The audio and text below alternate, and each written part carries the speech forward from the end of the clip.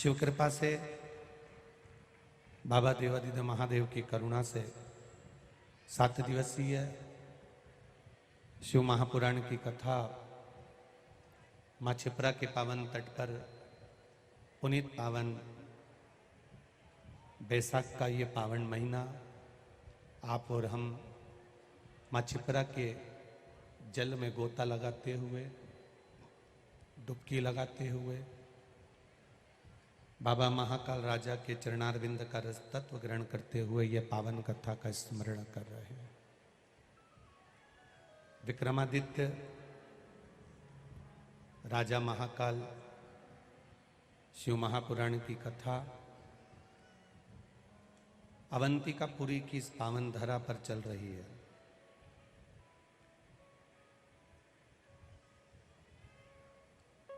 शिव कथा कह रही है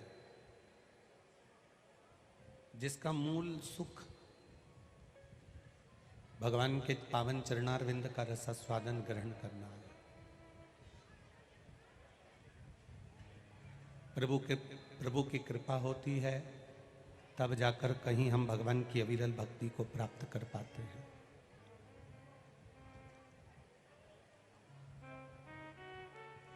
कथा को अपने लक्ष्य तक पहुंचाने के लिए अवंतिकापुरी के एक एक बच्चों ने, एक एक माताओं ने, एक एक पुरुष ने महापौर जी का, प्रकाश जी पार्षद जी का, केतन महेश्वरी हुए, गोविंद खंडेलवाल जी हुए, मनोज जी हुए,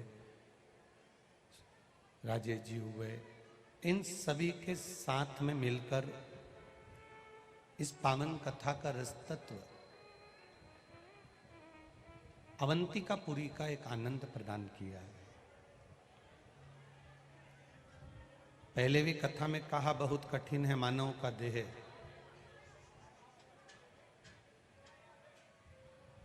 और यदि इस मानव के देह को भी हमने समय की अनुकूलता में नहीं पहचाना तो यह जीवन बेकार हो जाएगा।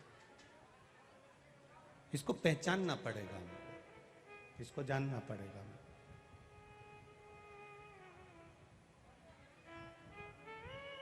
3 घंटे की कथा होती है, 1 बजे से 4 बजे तक चलती है। 2.5 घंटे की कथा आपको मिलती है, आधा घंटा आशीष भैया ले जाते हैं, कोई कार्यवश चला जाता है। उसमें जो समय जो कथा मिल रही है, पीछे आवाज नहीं जा रही है, साइड के सारे चोंगों की आवाज बढ़ा दो, पीछे की आवाज बढ़ा दो। इधर भी नहीं आ रही है क्या? इधर भी नहीं आ रही है, बढ़ाइए। इस मानव की देह के अंतर्गत जितना समय मिले हमको, और जितना जितना समय हमारे पास में है, उतना उतना हम भगवान देवादिदेव महादेव के चरणों में लगाएं। कोई कहे कि महादेव जी क्षत्रिय के हैं कि ब्राह्मण के हैं, वैश्य के हैं कि शूद्र के हैं। पूरी शिव पुराण को पढ़कर देख लेना, एक एक वेद, एक एक पुराण और एक एक शास्त्र को उठाकर देख लेना। कहीं पर यह नहीं लिखा कि ये देवता को यही वर्ण का व्यक्ति भजेगा, इसके सिवाय कोई नहीं भजेगा।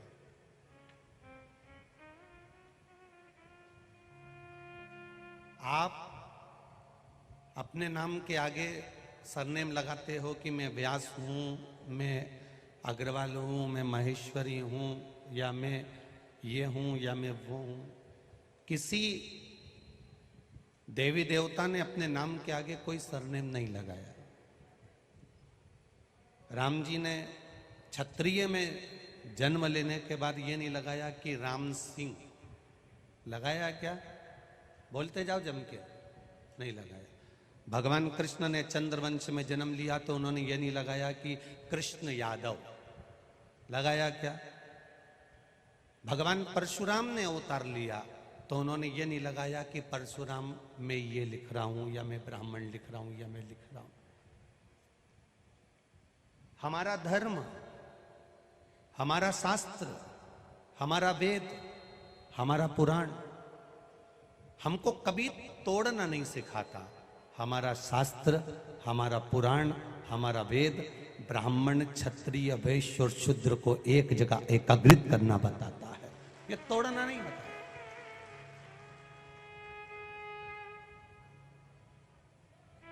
ये तो दुनिया के लोगों ने तोड़ दिया अपनी अपनी रोटी को सेकने के लिए, अपने अपने पद और प्रतिष्ठा को पाने के लिए, अपनी अपनी कुर्सी और बल को पाने के लिए, पर परमात्मा कभी किसी को तोड़ा नहीं।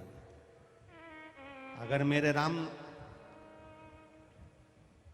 अगर पद को, प्रतिष्ठा को पाकर अगर प्रतिष्ठित होते और कहते कि मैं शबरी अम्बा के दरवाजे पर नहीं जाऊंगा, शबरी के यहां जाकर झूठे बेर नहीं खाऊंगा, तो उन्होंने खाया। भगवान कृष्ण सोचते कि मैं यदुकुल में जन्मा हूं, इतने बड़े राज सिंहासन पर, द्वारका के सिंहासन पर बैठा हूं, मैं विदुर जी के यहां जाकर छिलके नहीं खाऊंगा, तो खाया उसने खाया। ये सब चीजें वो कहते हैं हमारा धर्म बड़ा, हमारा कुल बड़ा, कोई कहता है हमारा कुल बड़ा, कोई कहता है हमारी समाज बड़ी, कोई कहता है हमारी समाज बड़ी। आज पूरा सनातन धर्म को लोग समाजों में तोड़कर विभाजित करने का प्रयास कर रहे हैं। पर शिव महापुराण की कथा कहती है कि मेरा देव अधिदेव महादेव, जैसे शमशान ब्राह्मण के लिए भी है, शमशान क्षत्रिय के लिए भी है, शमशान वैश्य के लिए भी है, शमशान शूद्र के लिए भी है। किसी समाज का शमशान अलग नहीं होता कि ब्राह्मण इसी शमशान में मुर्दा जलाएगा, क्षत्रिय इस समाज में मुर्दा जलाएगा, इस शमशान में जलाएगा, वैश्य इस समाज में, इस शमशान में मुर्दा जलाएगा, शूद्र इस शमशान में मुर्दा जलाएगा। ये हमारे सनातन धर्म के अंतर्गत भगवान ने कोई शमशान ऐसा नहीं बनाया कि समाज में बटा हो। भगवान ने शमशान एक बनाया और कह दिया कोई भी हो बस जाएगा और वो राख हो जाएगा। वो शिव की शरण है, वो शंकर भगवान की शरण, वो बाबा देवादिदेव महादेव की शरण।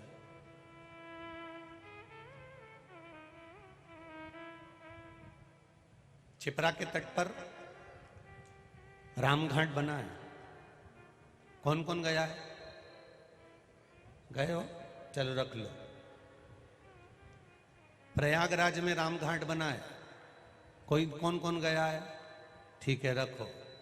हरिद्वार में रामघाट बना है, गए हो? रख लो, हाथ नीचे।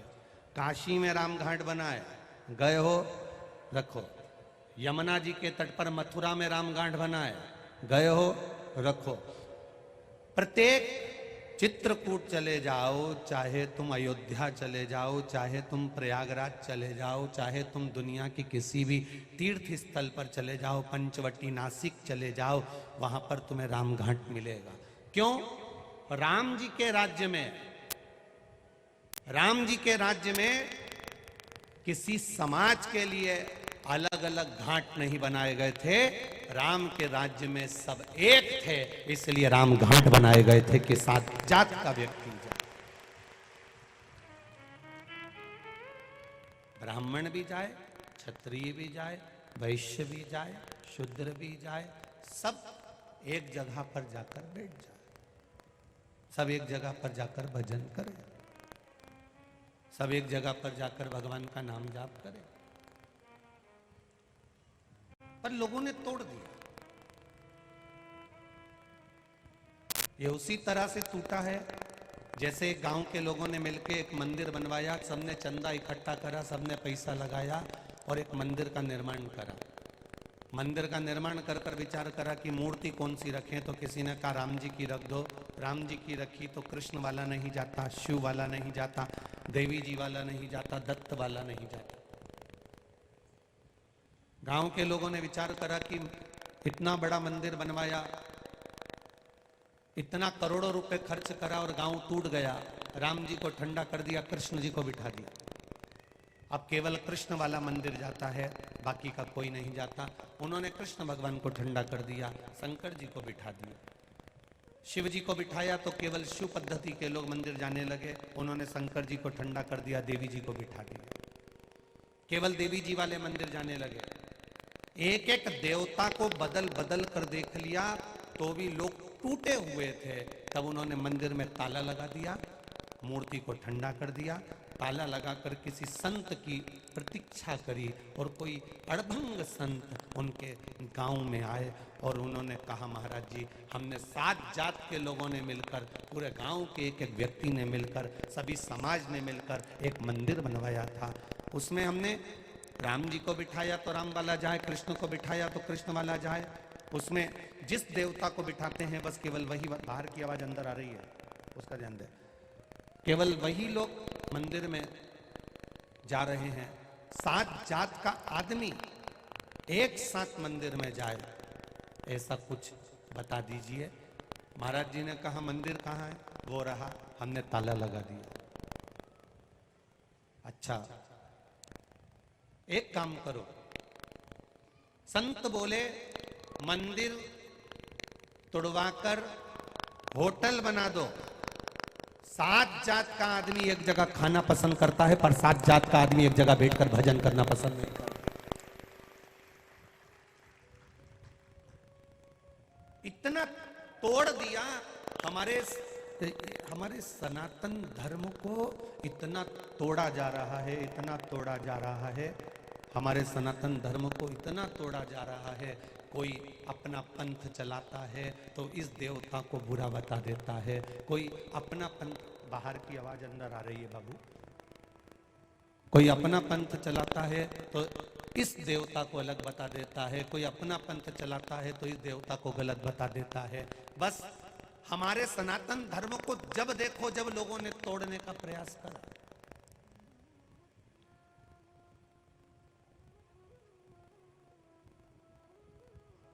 जिस समय पर राजा भर्तरी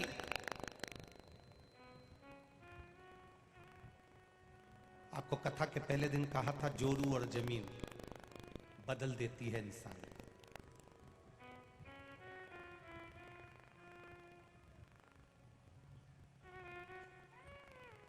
एक लड़के की शादी हुई, पत्नी 2-3 साल साथ में रही, अदालत में केस लगा दिया, लड़के की माँ को भी थाने में बिठा दिया, पिता को भी थाने में बिठा दिया, केस लगा दहेज का। केस लड़ते लड़ते लड़ते लड़ते लड़के की 10 साल 12 साल की जिंदगी निकल गई।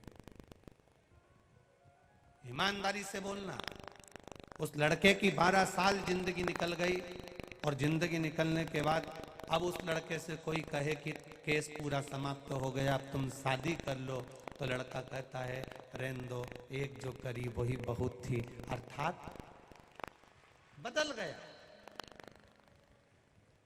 जोरू और जमीन बदल दी इंसान।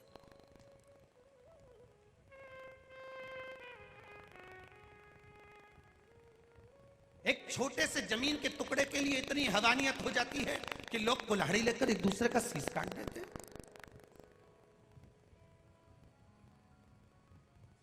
एक जमीन के छोटे से टुकड़े के लिए इतना इतना दर्द भरा कांड हो जाता है कि लोग एक दूसरे को मारने को तैयार हो जाते हैं।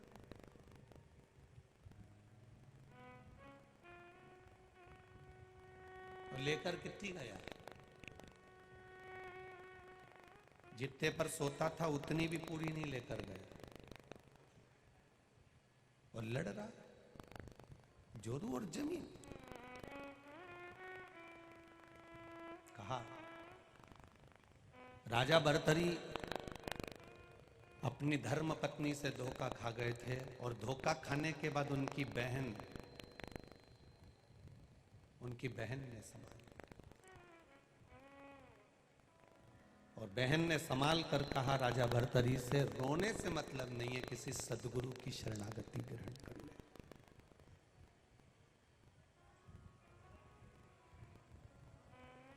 आज भर्तरी गुफा से महाराज जी बैठे हैं, जिन्होंने सम्मान पत्र यहाँ पर पूरी योगी अवधूत समाज की ओर से यहाँ दिया है। उन्होंने पत्र में लिखा है, भूत भावन भगवान महांकलेश्वर की धर्म धरा पर विक्रमादित्य राजा भर्तरी के प्रसंग का अद्भुत आदित्य प्रसंग जो कहीं नहीं सुनने को मिला, ऐसा अद्भुत प्रसंग आपने इस उज्जैनी में पहली बार सुनाया है, उसके लिए धन्यवाद। संपूर्ण अवंतिकापुर वासियों की तरफ से नाथ संप्रदाय की ओर से इस अभिनंदन पत्र को हम प्रदान कर रहे हैं। स्वीकार, मस्तक लगाकर आपका आशीर्वाद जो मिला है।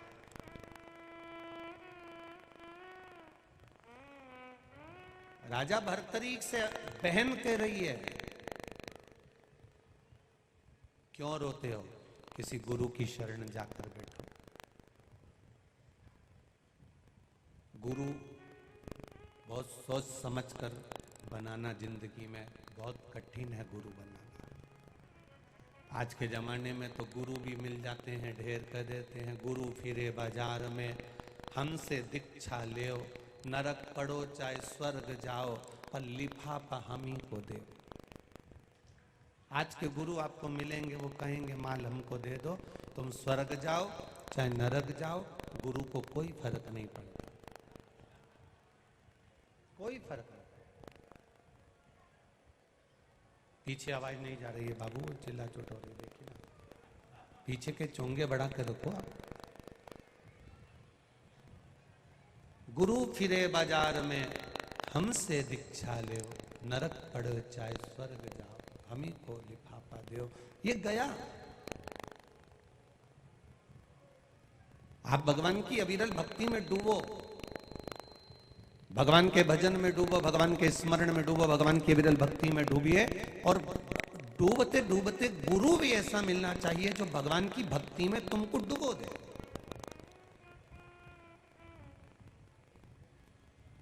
भगवान के भजन में तुमको डुबो दे। ऐसा गुरु ना हो तुमको अंधविश्वास में डुबो दे। कोई तुमसे कह दे कि मेरे पास आ जाना, आधी रात को मेरे पास आना, मैं ऐसा हंडा निकाल के दूंगा तुम्हारे पास में, सोने सोने की मुद्रा हो जाएगी। राजा विक्रमादित्य के समय पर सोने की चिड़िया कहा जाता था। आज तो सिक्के चलते हैं तो अष्ट धातु के, लोहा पीतल आदि के मिले हुए चलते हैं, पर राजा विक्रमादित्य के समय पर सोने के सिक्के चलते थे। आज भी आप सर्च कर निकाल सकते हो। राजा विक्रमादित्य के समय पर सोने के सिक्के चलते थे। सोने की चिड़िया कहते थे। दासी, नौकरानी, सेवा करने वाली, चाकरी करने वाली भी तन पर 10 किलो से 12 किलो सोना पहनकर सफाई करती थी। वो राजा विक्रमादित्य का समय था।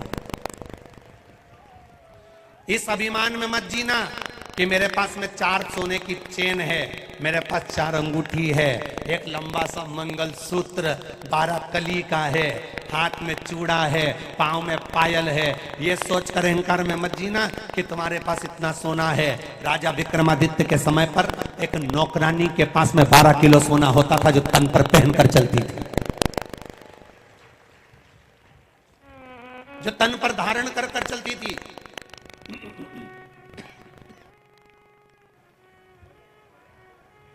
कोई साधारण है क्या उस समय? सोने की चिड़िया कहलाने वाली, सोने की चिड़िया कहलाने वाला ये भारत देश है। बस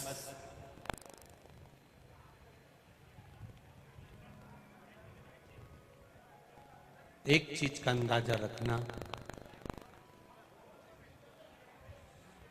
कोई सतगुरु की शरणागति पकड़ने का प्रयास करना, किसी सतगुरु की शरणागति।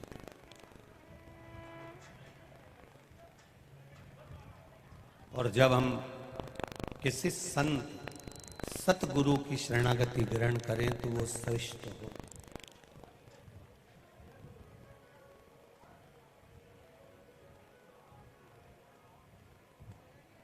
माता पार्वती जी ने शिव जी से अमरनाथ की गुफा में एक प्रश्न किया था।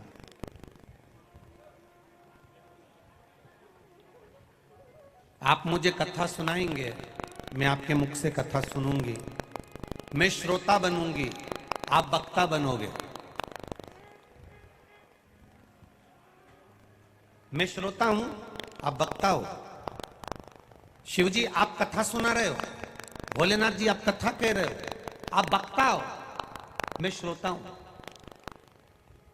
एक वक्ता का सही अर्थ क्या होता है?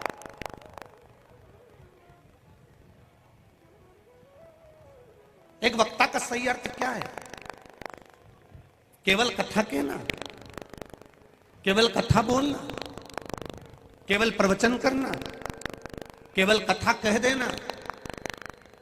वक्ता और श्रोता दोनों आमने सामने होते हैं। आप श्रोता बनकर बैठे हो, हम वक्ता बनकर बैठे हैं, महादेव वक्ता बनकर बैठे हैं, पार्वती जी श्रोता बनकर बैठी हैं। गरुण जी और काकभूषुंडी जी में एक वक्ता एक श्रोता है।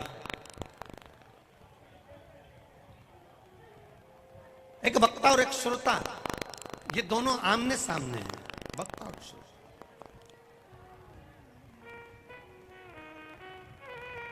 अब पार्वती जी शिव जी से पूछ रही है वक्ता का सही अर्थ क्या है? मेरी जीजियों और कथा मंडप में विराजमान सभी मेरे भाई, मेरे जीजाओं, बहुत सावधानी से कथा सुनना, ये बार बार नहीं मिलेगी। ध्यान से इतनी सी भी ना हटे, इसका स्मरण रखना। एक वक्ता का अर्थ माता पार्वती जी पूछ रही है कि तुम कथाकार हो, तुम कथा कहते हो, तुम वक्ता हो, मैं श्रोता हूं। वक्ता का सही अर्थ क्या है? एक वक्ता बड़ी बड़ी व्यासपीठ पर बैठ जाए और कथा कह दे, हजारों लाखों लोगों को इकट्ठा कर ले और कथा कह दे। क्या वक्ता केवल कथा कहता है? श्रोता केवल कथा श्रवण करता है? शिव महापुराण की कथा में अमरनाथ की गुफा में बैठे हुए देवाधिदेव महादेव माता पार्वती से कहते हैं वक्ता का सही अर्थ पार्वती केवल एक है, जो श्रोता का वक्त बदल दे वो वक्ता कहलाता है। वक्ता का सही अर्थ है जो श्रोता का वक्त बदल दे। श्रोता लगा है अपने घर में, परिवार में, कुटुंब में, कबीले में, नातों में, रिश्तों में, परिवार में श्रोता लगा हुआ है। उसको निकाल कर थोड़ा सा भगवान के मंदिर तक पहुंचा देना, थोड़ा सा सत्संग तक पहुंचा देना, थोड़ा सा भगवान के मंदिर देवालय तक पहुंचा देना, भगवान की भक्ति में डुबो देना, वो वक्ता का पहला लक्षण है।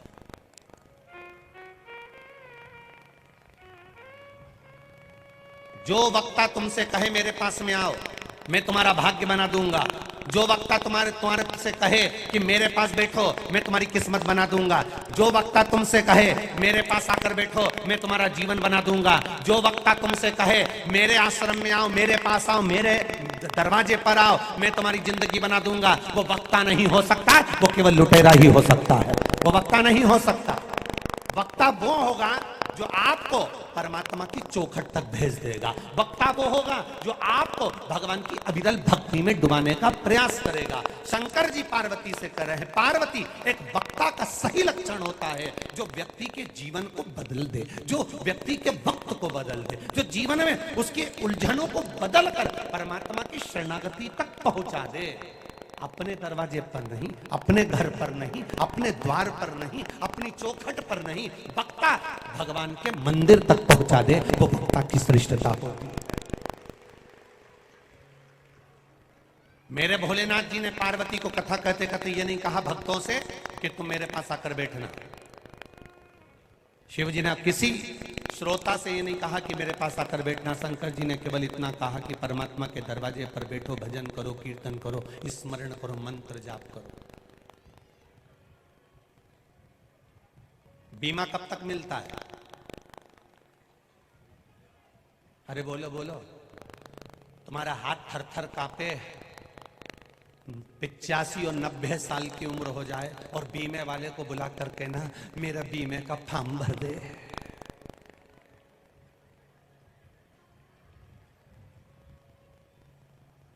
बोलो बोलो जम के, होगा? मेकअप की उम्र में बीमा होता है, चेकअप की उम्र में बीमा नहीं होता।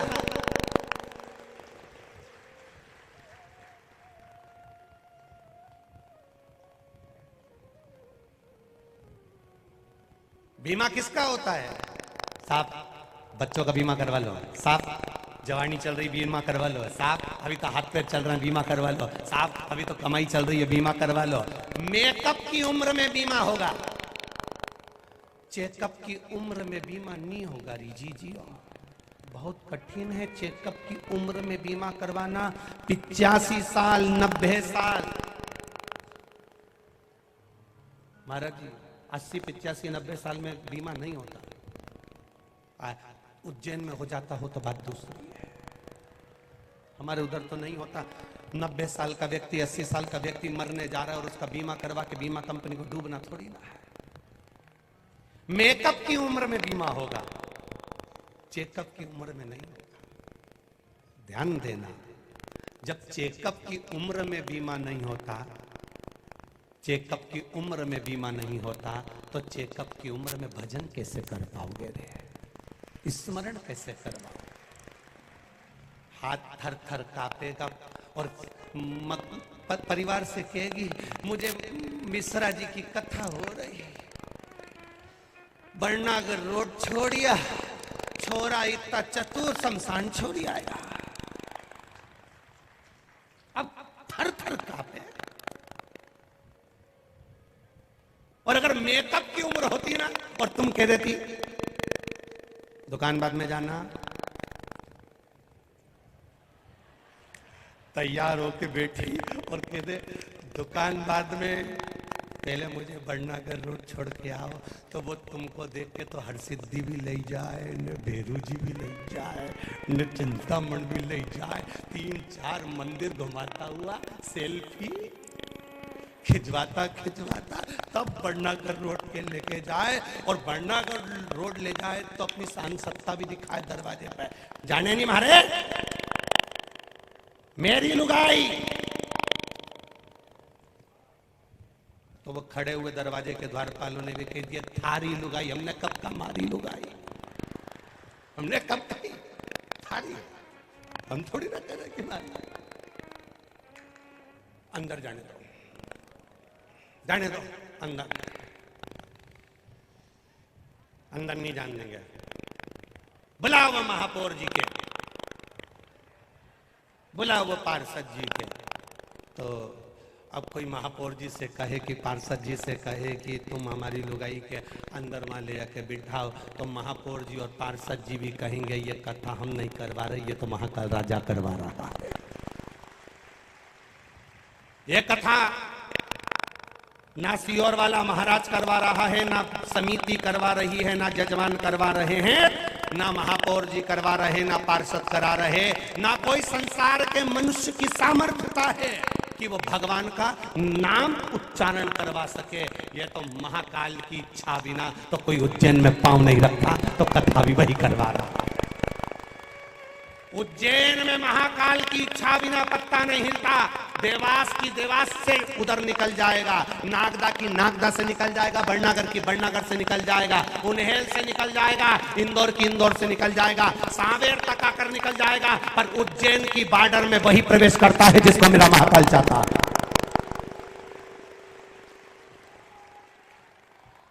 यहां किसी की नहीं चलती। तुम भी एक लाइन याद कर लेना रे अवंतिका वालों अच्छों से। यहां किसी की नहीं चलती, किसी के बाप की नहीं चले, यहां तो केवल महाकाल की चले, केवल एक की चलती है, और वो काल अधिपति महाकाल राजा है। महाकाल राजा जिस समय विक्रमादित्य अपने प्राणों को त्याग रहे थे, अपने प्राणों को छोड़ रहे थे, विक्रमादित्य की धर्म पत्नी ने, मंडाला ने, विक्रमादित्य की धर्म पत्नी ने उसी समय पर आकर आंखों में अश्रु भरकर अपने पति विक्रमादित्य से शब्द कहा। विक्रमादित्य से मदन लेखा वहीं खड़ी हुई थी, विक्रमादित्य की धर्म पत्नी वहीं खड़ी,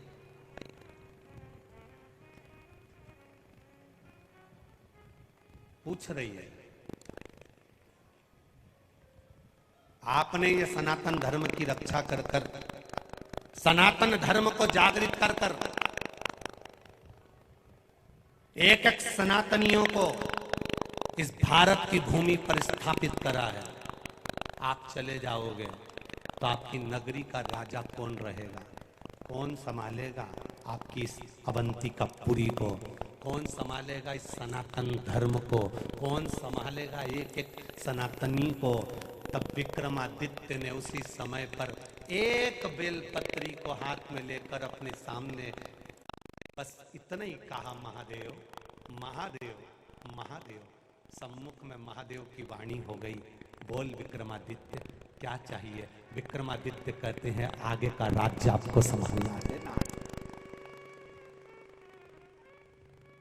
इस अवंतिकापुरी का कोई राजा होगा तो केवल राजा, जम के बोलो जरा, महाकाल होगा। इस अवंतिकापुरी को संभालने वाला कोई नहीं होगा। यहाँ पर रहने वाला कोई मिनिस्टर, कलेक्टर, एसपी, डीएसपी, कोई मंत्री, संतरी, कलंतरी, कोई भी हो, जिसको कुर्सी मिल जाए, अहंकार रत्ती भर का मत करना रे। महाकाल डमरू बजा के निपटा देता है 2 मिनट में। राजा है राजा, काल अधिपति है वो। उसकी गणना, उसका समय चक्र, उसका नक्षत्र एक एक, पूरी दुनिया में किसी भी मंदिर में महाकाल की आंखें नहीं बनाई जाती, किसी ज्योतिर्लिंग में महाकाल का चेहरा नहीं बनाया जाता। केवल पूरे 12 ज्योतिर्लिंग में पूरे विश्व में एक उज्जैनी नगरी ऐसी है जहां महाकाल का पूरा चेहरा और नेत्र भी बनाए जाते हैं। केवल उज्जैनी है, एक उज्जैनी। ये कोई साधारण है उज्जैनी? अरे कितने किस्मत वाले हो रे, घर जाके राइनॉन से नजर उतरवा लेना, कोई नजर नहीं लग जाए रे। कितनी किस्मत। बैसाख के महीने में कथा सुनने को मिल रही, छिपरा का स्नान मिल रहा, मंदिर दर्शन करने को मिल रहा, कहीं हरसिद्धि, कहीं काल भैरव, कहीं महाकाल, सब भगवान के दर्शन में ऐसे अलमस्त। और कुंभ का मेला कब आएगा और देखा किसने? इससे पहले ये 23 का कुंभ देख लिया, इससे बढ़कर और क्या चाहिए? देख लिया, आनंद पा लिया। और जो रह गए वो बाद में पछताएंगे। हम तो सोच रहे थे भीड़ बहुत है, चलते नहीं पड़ेगा। कैसे कैसे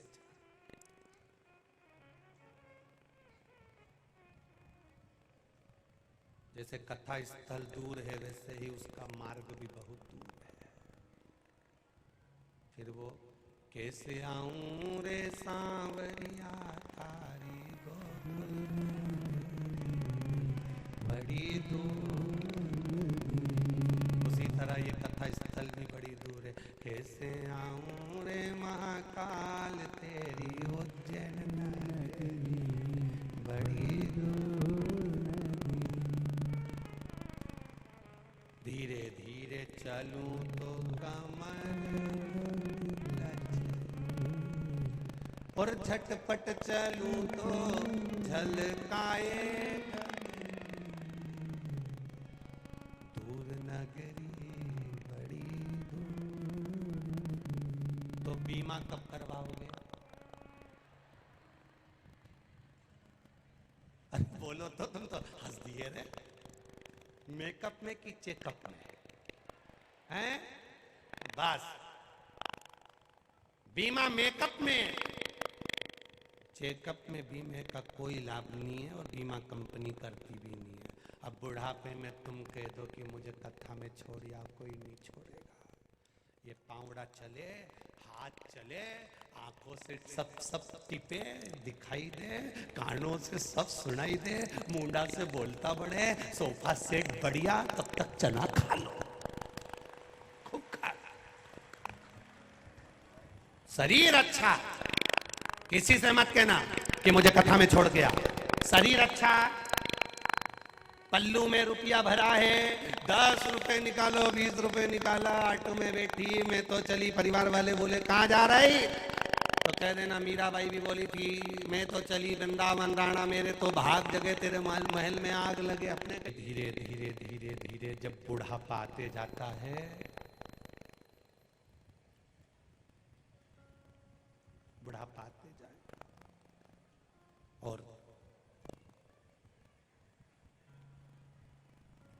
बुढ़ापा आते चले जाएगा, भजन में चित्त को लगाते चले।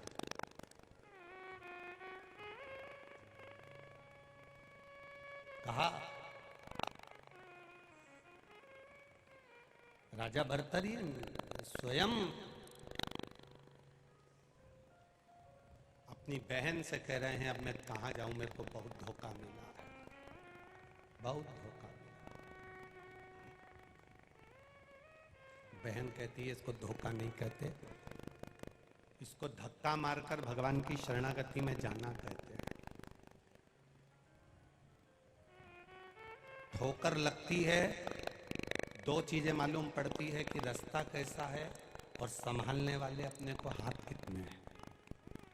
ये ठोकर लगने पर मालूम पड़ता है अपने को कौन संभाल रहा है, कैसे संभाल रहा है, ये मालूम पड़ेगा ठोकर लगने पर।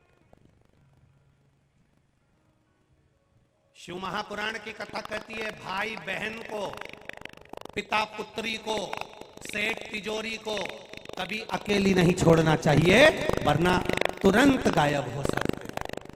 भाई बहन को कभी अकेला ना छोड़े, पिता पुत्री को कभी अकेला ना छोड़े, और सेठ अपनी तिजोरी को कभी अकेला ना छोड़े। उसको सूना नहीं छोड़ा जाता।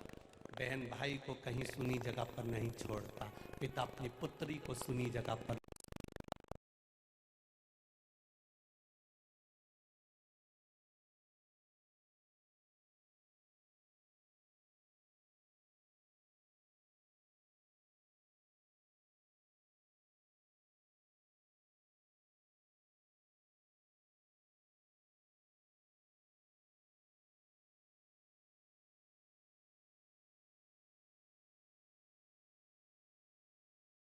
तेरो बोलो तेज होगी कि नहीं होगी आंच। बटन को घुमाया तो आंच तेज हो गई, बटन को इधर करा तो आंच कम हो गई। आंच, भट्टे की आंच, गैस की आंच, चूल्हे की आंच तेज करना है तो बटन को घुमाना पड़ेगा। तो बटन को घुमाने से आंच तेज हो जाती है। उसी तरह अगर भगवान को पाना है तो मन को सत्संग की ओर घुमाना पड़ेगा, तो भगवान मिल जाएगा। आंच तेज करिए, सत्संग की आंच तेज करिए, भजन की आंच तेज करिए, मिलेगा, मिलेगा। कई लोग कहे गुरुजी बहुत गर्मी है, उज्जैन में बहुत गर्मी है। महाकाल को सब मालूम है, उसने भी सोचा कि तू चिंता मत कर, दिन में गर्मी में तप लेना, रात को तो तुझे एसी की हवा में सुलाऊंगा। निकम्मल की जरूरत पड़े तो तुम्हारा नाम महाकाल। जितने यहां रात को रुके ईमानदारी से बोलना, बोलो बोलो जरा हाथ उठा के, सही है कि गलत है? ऐसी हवा चले कि बैग में से धोती निकाल निकाल।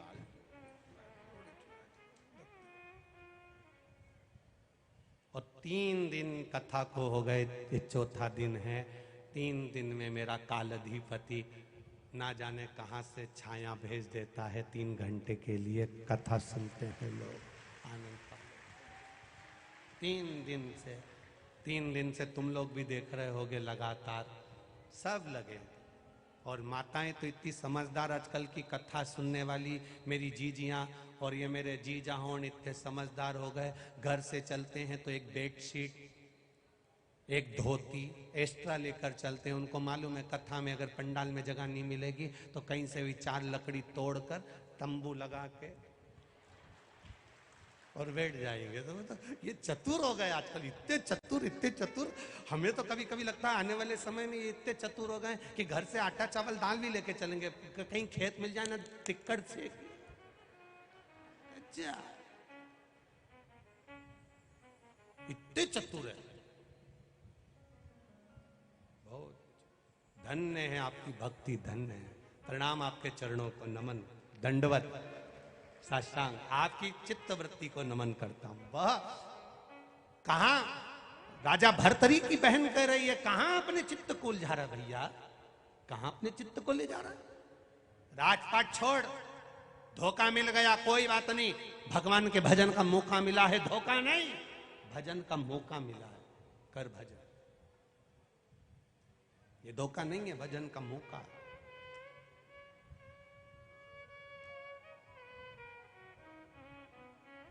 करो भजन भगवान का, करो स्मरण भगवान का। मौका मिला है, हमको भी मौका मिला है। उज्जैन में आओ, अगर उज्जैन की अवंतिकापुरी में हम पहुंचे हैं तो हमारा भी मौका है कि यहाँ पर एकांत में बैठकर भगवान का भजन करें, कक्ष में बैठकर लाडले से लाड लड़ाएं, कल्लू जी की सेवा करें, भगवान का भजन करें, स्मरण करें। वो केतन महेश्वरी की यहाँ से शीला भाभी थोड़ा भगवान का सामग्री बनाकर प्रसाद ले आती हैं, उनको आरोग्य देते हैं, आरोग्य लेते हैं। बस यही भजन का जो मौका मिला इसको करो। चित्त वृत्ति में जो मिला है उसको आनंद लो, फिर नहीं मिलने वाला। अब कई लोग हमसे कहते हैं हमने तो कथा कराई, गुरुजी तो हमसे मिल ही नहीं रहे, हमने इतनी मेहनत करी, गुरुजी तो हमसे मिल ही नहीं रहे। तो हमारा आपसे निवेदन है, घर में बिजली का कनेक्शन करवाते हो? अरे बोलो तो जम के, अरे जम के बोलो जरा, करवाते हो? बिजली का कनेक्शन करवाते हो तो उसमें पैसा लगता है कि नहीं लगता? सब ईमानदारी से बोलना रे, लगता है ना? मीटर लगवाते हो पैसा लगता है कि नहीं लगता? बिजली का कनेक्शन लेकर आते हो उसमें पैसा लगता है कि नहीं लगता? तो तुमने जब बिजली का कनेक्शन करवाया, पैसा तुम्हारा लगा, धन तुम्हारा लगा, तो कनेक्शन को छू के बता। अब तुम ही कहते हो कि हमने इतना करा, हमने इतना करा, हमने इतना करा। तो तुमने कनेक्शन लगाया, तुमने पैसा लगाया, 1-1 रुपया तुमने लगाया, तो बिजली के तार को छू के बता दे। बस निवेदन है, कथा में तुमने मेहनत करी, जजमान बने, सब कुछ करा, तो तुम ये मत सोचना कि गुरुजी हमसे क्यों नहीं मिले। कनेक्शन को छू के बता। तू अगर कनेक्शन छू सकता है तो गुरुजी भी मिल सकता, उसमें क्या दिक्कत? पैसा उसमें भी लगा, उसमें भी तुमने समय लगाया। निवेदन है, गुरुजी से मिलने की आस मत रखो, महाकाल से मिलने की आस रखो कि वो कैसे मिलेगा। हम नहीं मिलते, बहुत कम, ना के बराबर। सबको लगता होगा, व्यासपीठ से कई बार कह देते हैं हम लोग ज्यादा नहीं मिलते। आप आएंगे, दरवाजे के बाहर सुबह पूजन हुई, आपसे मिल लिए, ठीक है, जाते आते सीताराम, हरे कृष्णा, शिव राम नाम, कृष्ण नाम हो गए। बहुत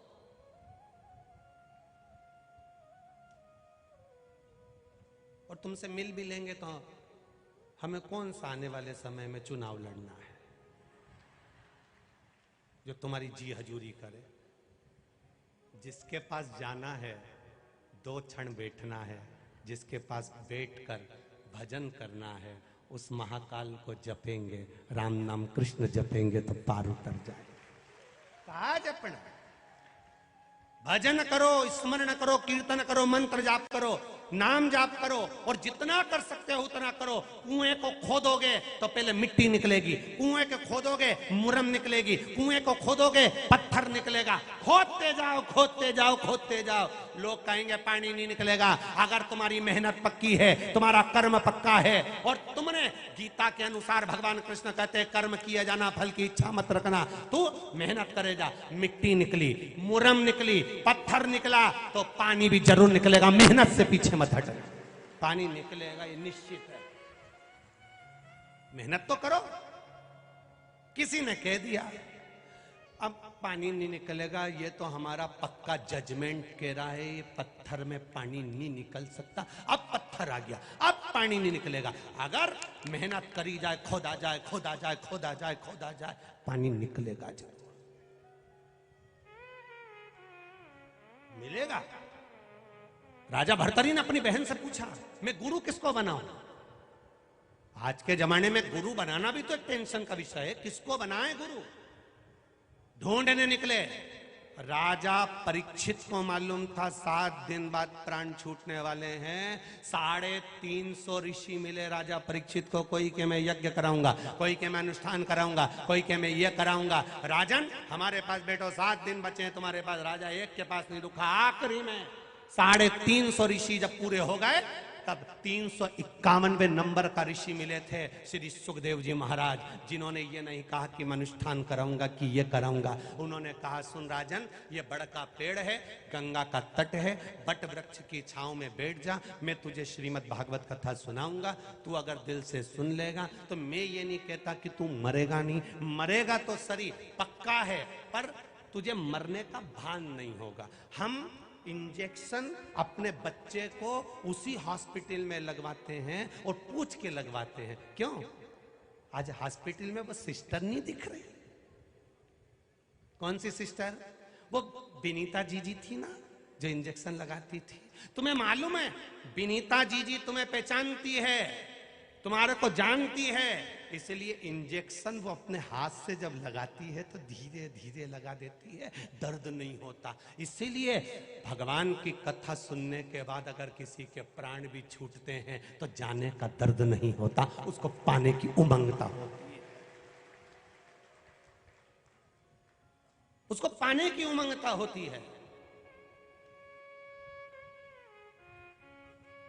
कितना इंजेक्शन लगाने वाला पहले नस ढूंढे ठोक के।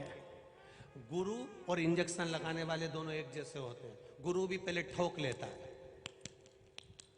अच्छे से, और ठोक के फिर देख लेगा यही नस है, बस गुरुजी ने वहीं पे इंजेक्शन लगाया। फिर गुरुजी ने ऐसी बात कह दी, ऐसी बात कह दी, नहीं मारा तो कलेजे लगी गई जी, मारा कलेजे लगी गई। गुरुजी के लगना ही तो चाहिए, इंजेक्शन सही जगह लग गया। फिर गुरुजी ने एक हुआ लिया, इंजेक्शन लगने के बाद सीट का नहीं लग गई के, और गुरुजी ने कह दिया ऐसे हिलाते रहे। गुरुजी भी के बस जपते रहे, जपते रहे, जपते रहे, हिलाते रहे, भगवान का भजन करते रहे, मिल जाएगा। स्मरण करोगे मिलेगा, जपोगे मिलेगा, भजन करोगे मिलेगा, कीर्तन करोगे मिलेगा, वो प्राप्त जरूर होगा, ये निश्चित है। 4 कदम चोर से, 14 कदम लतखोर से। जो लत में डूबा होता है, चाहे मदिरा की हो, नशे की हो, तंबाकू की हो, वैश्यावृत्ति की हो, जुआ की हो, 4 कदम चोर से, 14 कदम लतखोर से, और 74 कदम चुगलखोर से दूरी बनाकर चलोगे तो जिंदगी सार्थक हो जाएगी। 4 कदम की दूरी तुम्हारे चोर से होना चाहिए, 14 कदम की दूरी लतखोर से होना चाहिए। किसी पीने वाले के पास मत बैठना, जुए खेलने वाले के पास मत बैठना, जो निरंतर गलत व्यसन में डूबा हो इसके पास में मत बैठना। 4 कदम की दूरी चोर से बनाकर रखो। किसी चोर के साथ रहोगे तो एक दिन चोर तो घूमता मिलेगा और तुम थाने में बंद मिलोगे, क्योंकि वो चोरी कर निकल जाएगा। 4 कदम की दूरी चोर से बनाकर रखिए, 14 कदम की दूरी लतखोर से, नशे वाले से दूरी बनाकर चलिए, और 74 कदम की दूरी चुगलखोर से बनाकर चलिए, जो तुमको चुगली करता रहे, दिन भर भड़काता रहे। नशे वाले से दूर रहो, 14 कदम की दूरी बनाकर रखो। आप नहीं पीते, आप नहीं गलत काम करते, आप कभी व्यसन नहीं करते, पर उसके साथ बैठोगे तो लोग कह देंगे ये भी पीता होगा, ये भी गलत काम करता होगा, उसी के साथ तो रहता है। कितनी कितनी विचित्र बात है रे। जिसको अखबार में पढ़ो वो एक ही बात निकलती, न्यूज में देखो तो एक ही बात निकलती, पैसे के चक्कर में हमने हमारी पढ़ाई छोड़ दी। कितनी दर्द भरी कथाएं सुनाते हैं लोग अपनी अपनी। पैसे का अभाव था इसलिए हमने पढ़ना, बोलो बोलो जम के बोलो, पढ़ना छोड़ दिया। आज तक अखबार में एक चीज पढ़ने को नहीं मिली कि पैसे का अभाव था इसलिए दारू छोड़ दी। पढ़ना छोड़ा है, जुआ नहीं छोड़ा, व्यसन नहीं छोड़ा, तंबाकू नहीं छोड़ा। पैसे के अभाव में केवल तुमने पढ़ना छोड़ा। पैसे के अभाव में कभी ये नहीं कहा कि मेरे पास पैसा नहीं था तो मैंने तंबाकू छोड़ दिया, पैसा नहीं था तो मैंने जुआ छोड़ दिया, पैसा नहीं था तो वेश्यावृत्ति छोड़ दी, पैसा नहीं था तो मैंने मदिरा छोड़ दी, पैसा नहीं था तो मैंने गलत काम छोड़ दिया। एक बार अखबार में पढ़ने को नहीं मिला कि पैसा के अभाव में मैंने ये गलत काम छोड़ दिया। पैसा के अभाव में मैंने पढ़ना छोड़ दिया। हमारे पास गाड़ी नहीं थी इसलिए मैं बड़नगर रोड कथा सुनने नहीं गई, और शादी थी इंदौर रोड पे तेरी मौसी की छोरी की, ऐसी डेंटिंग पेंटिंग करके वहां चली गई।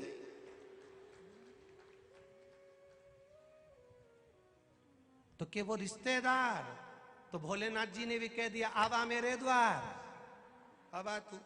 वो तेरे रिश्तेदार इंदौर रोड पे गार्डन में जा रही है, ऐसी जूड़ा मूड़ा बांध के, 2-3 ऐसी लीड थी, लीड बोलते हैं प्लास्टिक के 4-5 डंडे थे ऐसे खुसे हुए थे। अब हमने तो 5-5 रुपए वाली लीड ही देखी है बस लिखने की, तो जो चीज दिखे वही, ऐसे 4 डंडे भी खोसे हैं ऐसे।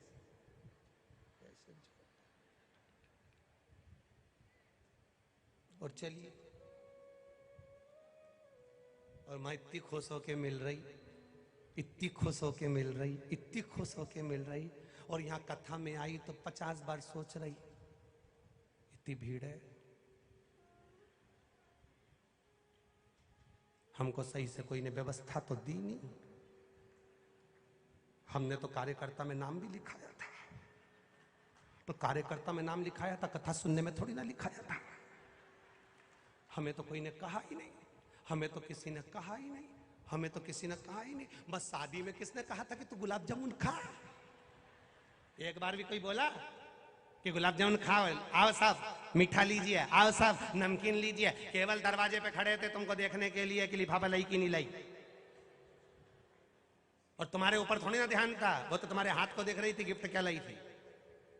उन्हें कहते जाओ साहब अंदर चले जाओ। अंदर गई, इसने सबसे पहले स्टेज पे थोड़ी ना गई, निपटाने गई है, तो सब खा गई पूरा आइटम, और एक आध चीज रह भी गई, और पड़ोसन ने कह दिया वहां पर गुपचुप बहुत जोरदार थी, तो वापिस चली गई। फिर निकल के पति कह रही गाड़ी में बैठी जा, अब भी आई, अब भी आई, और 2 मिनट में अंदर गई ने पान खाना भूल गई, तो सब खा खुआ कर और मुंडा में भर के, और वो हाथ पोछने का टिश्यू पेपर में एक पान और धर के चुपचाप से इनके लिए भी ले खिला।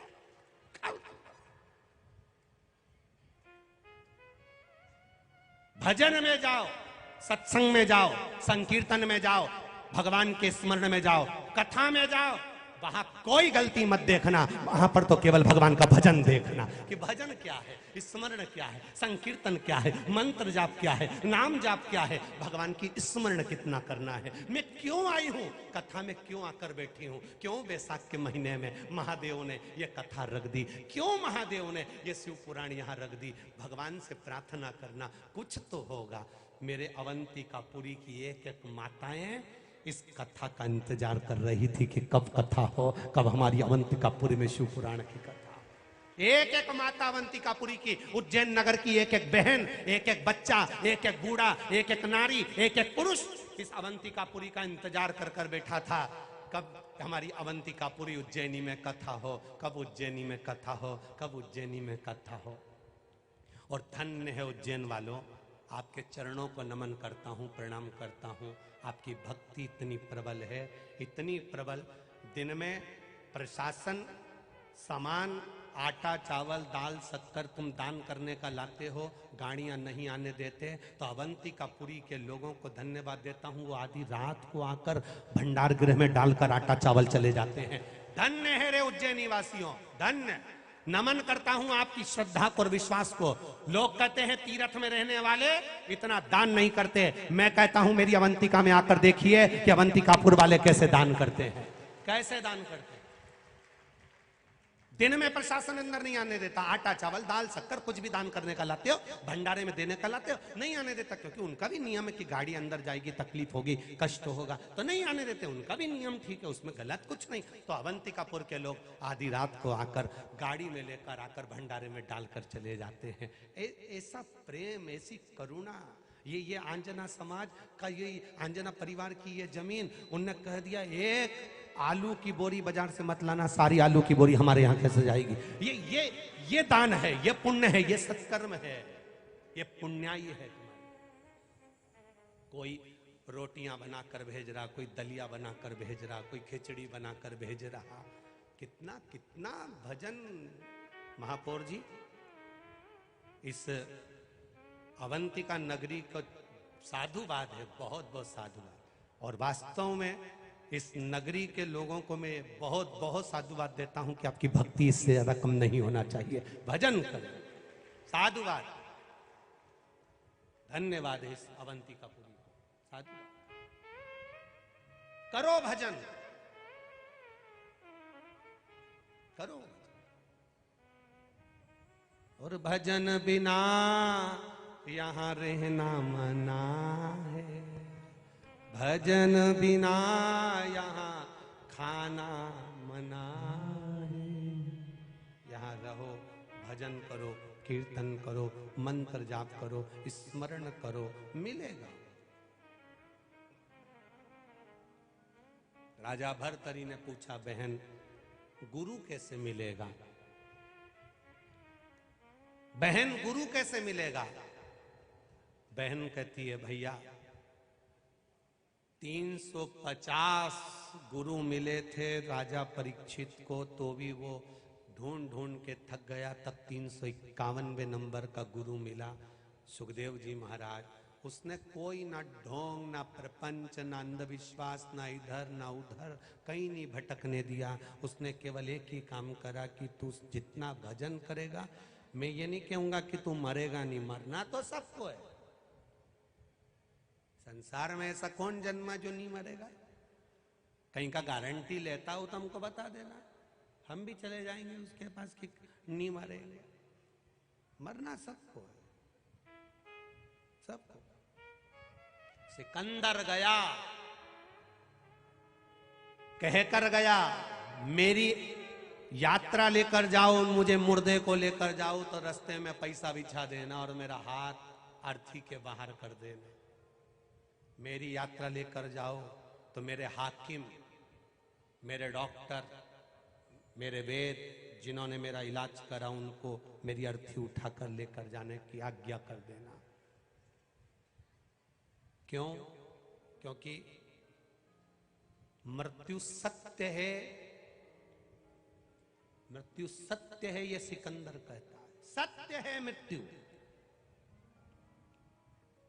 दवाई दे सकता है कोई, इलाज कर सकता है कोई, टेबलेट दे सकता है कोई, पर मौत से नहीं बचा सकता। मृत्यु निश्चित है। मृत्यु से तो केवल एक बचा सकता है, वो काल अधिपति महाकाल राजा है।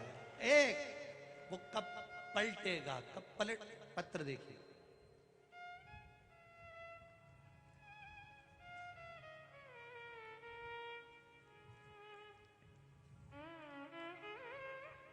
गुरुदेव में प्रमीला बघेल, निवासी गायत्री नगर, आगर रोड, उज्जैन की रहने वाली हूं। कहीं बैठी हो प्रमीला बघेल? कहीं बैठी हो तो हाथ हिलाइए। मैं प्रमीला बघेल, निवासी गायत्री नगर, आगर रोड, उज्जैन की रहने वाली हूं। मेरा मोबाइल नंबर ये है। आप भी हमारे साथ में एलईडी पर, टीवी पर पत्र पढ़ सकते हैं। भोले बाबा की कृपा का क्या बखान करूं, कैसे, कब और कहां भोले बाबा कृपा करते हैं। अचानक मेरे पति का स्वास्थ्य खराब हो गया। हमने पुष्पा अस्पताल में बताया, उज्जैन के, जांच कराई, बताया तो उनको पीलिया हो गया, जो कि 19% से 23% तक लीवर में चले गया था। लीवर में उतर गया। डॉक्टर ने भर्ती का बोल दिया। हमने दिनांक 20/10/2022 को भर्ती करा दिया। डॉक्टर ने 3 दिन बाद कहा कि इन्हें इंदौर ले जाओ, इनकी हालत खराब है। हमने सुना था कि अहमदाबाद में इसका इलाज अच्छा होता है, तो हम उनको अहमदाबाद लेकर जाने का विचार कर लिया। मेरी ननंद और देवर अहमदाबाद लेकर गए। वहां पर डॉक्टर को दिखाया तो लीवर खराब हो गया था और ऑपरेशन का कह दिया। उसके बाद भी कोई गारंटी नहीं है कि ठीक हो जाए। यह सुनकर हम ज्यादा घबरा गए और वापस उज्जैन के लिए निकल पड़े। अहमदाबाद से मेरे देवर ने मम्मी जी को फोन करके कहा कि सीहोर वाले गुरुजी कथा में कहते हैं कि भोले बाबा पे जल चढ़ाकर प्रार्थना करने पर और भोले बाबा पर चढ़ा हुआ जल पिलाने पर स्वास्थ्य ठीक होता है। तो मैंने पशुपतिनाथ का व्रत करना शुरू किया और मेरे भोले बाबा पर 1 लोटे जल में बिलपत्र चढ़ाकर शिव जी को अर्पण करना प्रारंभ किया। फिर 5/11/2022 को इंदौर के अमोल अस्पताल में जाकर दिखाया, जिसकी जांच मैंने लगा दी है। जांच देखकर भर्ती करा और बोले हमने भर्ती कर दिया है, फिर भी 5 दिन देखते हैं, स्वास्थ्य में आराम लगा तो ठीक है, नहीं तो इनको ले जाना, इनका लीवर खराब हो चुका है और हो सकता है कि इनको डायलिसिस की जरूरत पड़े और इनको आप ऐसे कैसे ही रहें, कोई भरोसा नहीं है, इनकी कोई गारंटी नहीं। तब हॉस्पिटल में 5 दिन का समय दिया था डॉक्टर ने। महादेव के मंदिर जाती गुरुदेव, पत्ते पर शहद लगाती, शहद लगा हुआ पत्ता शिव जी को कुंदकेश्वर महादेव के नाम से चढ़ा दिया। मंदिर तो गुरुदेव हमारे यहां से मार्कंडेश्वर महादेव मंदिर पास में है, जो कि विष्णु सागर पर है। हमने उस मंदिर पर कुंदकेश्वर महादेव के नाम से पत्ता लगाना प्रारंभ करा। पत्ता लगाती, उसका शहद निकालकर डब्बी में भरकर ले जाती, और डॉक्टर मना करता कि इनको कुछ मत दो, फिर भी मैं वो शहद उसके मुख में थोड़ा सा होठों पर लगा देती। 3 दिन तक मैंने प्रतिदिन उज्जैन में महादेव को शहद चढ़ाया, ले जाकर लगाया कुंदकेश्वर महादेव के नाम से, और 3 दिन के बाद 2 दिन तक लगातार ये क्रम और चालू रखा। 5वें दिन जब जांच प्रारंभ हुई तो डॉक्टरों ने कह दिया पी लिया, 0% रह गया और लीवर ने काम करना प्रारंभ कर दिया, जिसकी जांचें हॉस्पिटल की फाइल में लगी हुई हैं, और ये सारी फाइल में जांचें लगाकर मैं आपको भेज रही हूँ। पूरी फाइलें उन्होंने इस में लगा दी, एक एक फाइल में एक एक जांचें उन्होंने अपनी लगाई। ये शिव तत्व है। और घड़ी भगवान शिव की कथा कह रहे हैं, असली गुरु की तलाश करने के लिए चले, तब साधना, भक्ति, विश्वास दृढ़ हो जाता है, प्रबल हो जाता है, तो भगवान स्वयं गुरु बनकर तुम्हारे सामने आ जाता है, वो पहुंच जाता है। राजा भर्तरी को शिव का एक अवतार गुरु गोरखनाथ प्राप्त हो गए।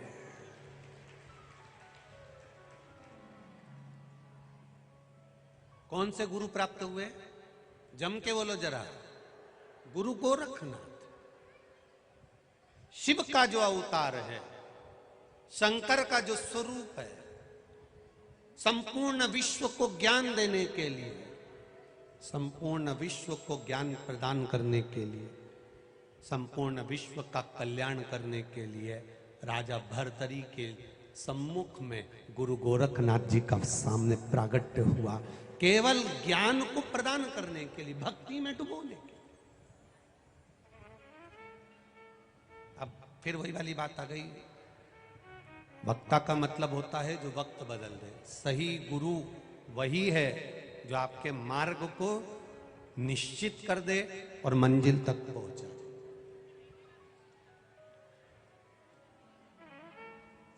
भगवान बुढ़ापा काहे के लिए देता है?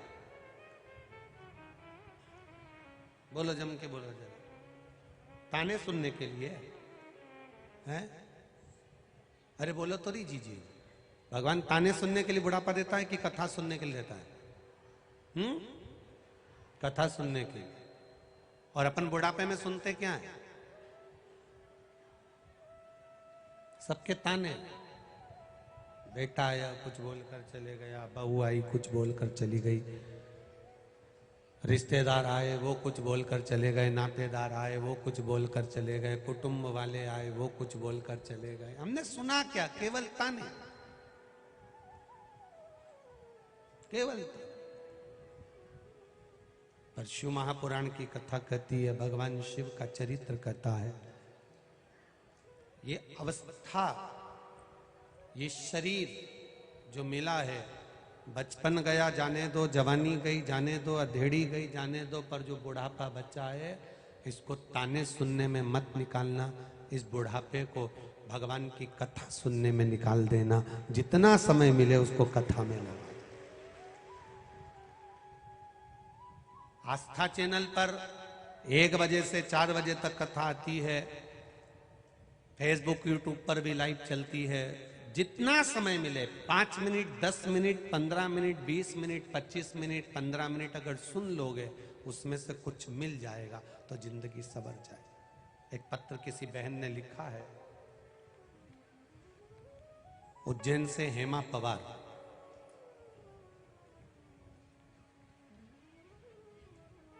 मैं उज्जैन की निवासी हूं, हेमा पवार मेरा नाम है।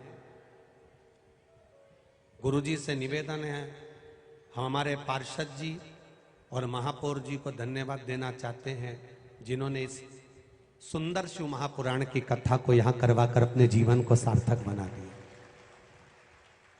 बस उनसे एक निवेदन है, जैसे आज अवंतिकापुरी में कुंभ जैसा नजारा देखने को मिला है, ऐसा ही नजारा हमको हर पल देखने को मिले, यही हमारी महादेव से उज्जैन वासियों से भी, उज्जैन वासियों की भी। ये शिव तत्व औघड़ी का। अब करो विश्वास उस पर। एक पत्र और आया है, देखिए।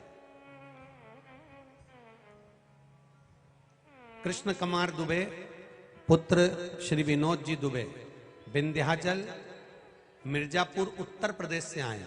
कहीं बैठे हो तो हाथ हिलाइएगा। आप ही हैं? दोनों हाथ हिला दो ऐसे। गुरुजी, मैं पिछले 6 साल से तैयारी कर रहा था रेलवे की, पर मुझे सफलता नहीं मिल रही थी। गुरुजी, मैं आपकी कथा कोरोना के समय से सुन रहा हूं। सौभाग्य से हमारे काशी में भी आपकी कथा का आयोजन अक्टूबर 2022 में हुआ था। वह हम माता जी के साथ गए। जैसा आप कहते हैं 3 महीने के अंदर बाबा सुनता है, वैसा ही हुआ। मेरा रिजल्ट रेलवे का दिसंबर में रिजल्ट आया और बाबा की कृपा से मुझे सफलता प्राप्त हुई। परंतु दुर्भाग्यवश रिजल्ट के ही दिन मेरा मां के साथ एक्सीडेंट हो गया। मेरे पैर में, छाती में काफी चोट आई। अगले 20 दिन में मेरा फिजिकल अर्थात रेलवे के अंतर्गत दौड़ का, गुरुजी पैदल चलने का, दौड़ने का एक इंटरव्यू था, वो होना था। पशुपति व्रत के लिए मेरी मां ने कहा, तेरा रेलवे में सिलेक्शन हो गया, अब केवल यही फिजिकल बच्चा है, तू एक बार व्रत तो कर। भक्त की जो निंदा कर देता है, शंकर के भक्त पर जो उंगली उठा देता है, शिव भक्त पर जो आक्षेप लगा देता है, शिव भक्त को जो आड़ा टेढ़ा कहना प्रारंभ कर देता है, फिर उसको तो कोई दूसरा भी नहीं बचा पाता है, कोई नहीं।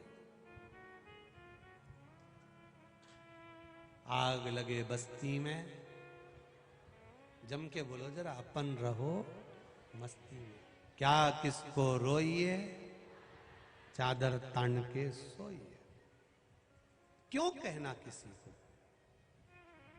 अब उस बच्चे ने लिखा है कि मेरी मां केवल आपकी कथा सुनती है, और उसके भीतर इतना विश्वास जाग गया कथा सुनते सुनते सुनते सुनते कि शंकर की भक्ति में वो इतनी डूब गई कि शिव तत्व में लगी रहती है, भगवान के भजन। जिसका एक्सीडेंट हो गया हो, पांव टूट गया हो, छाती में चोट लग गई हो, वो फिजिकल कैसे निकाल सकता है, जरा अंदाजा लगाइएगा। फिर भी वो काल अधिपति है, महाकाल राजा है। एक लोटा जल जब हम चढ़ाते हैं, हाथ पकड़कर खींच कर नैया पार लगा ही देता है, वो शिव। क्यों घबराएं हम।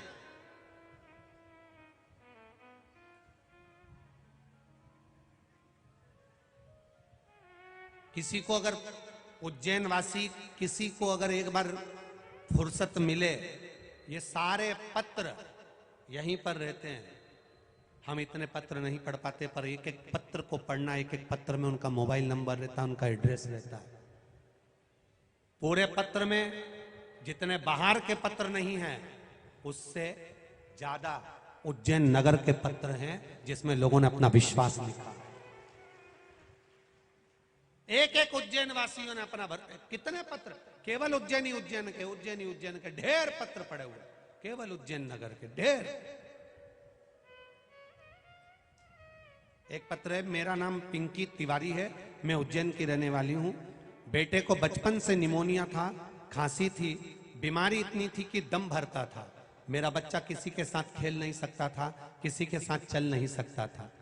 2021 में आपकी कथा सुनी, आंवला नवमी के दिन का आपने उपाय बताया था, रात्रि के समय का, मैंने वो करा और बेटे को वही उपाय का भाग श्रवण कराकर उसको खिलाया। आज मेरा बेटा खेल भी सकता है और चल भी सकता है, अब उसका दम नहीं भराता है।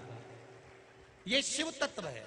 एक एक पत्र मेरे उज्जैन नगर की एक एक माताओं ने, एक एक भाई ने, एक एक बच्चों ने उस पत्र को लिखा और दिल से लिखा।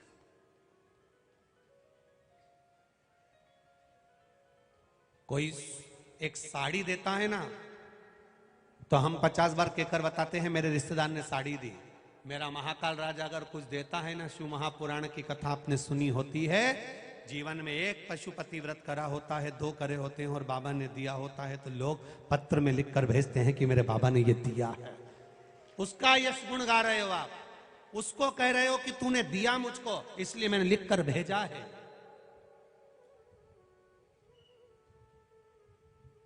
कौन दूसरा, कौन?